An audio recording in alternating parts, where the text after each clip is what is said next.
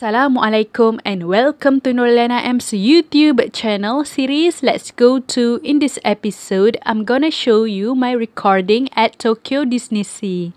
I've paid for 7,500 yen to enter to this one and only Disneysea in the world. I've enjoyed Disneysea.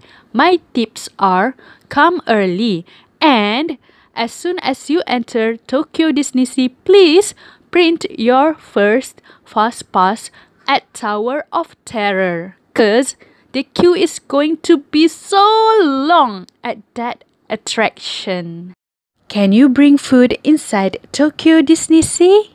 Yes, I saw many visitors were allowed to bring foods inside Tokyo Disneysea, including me.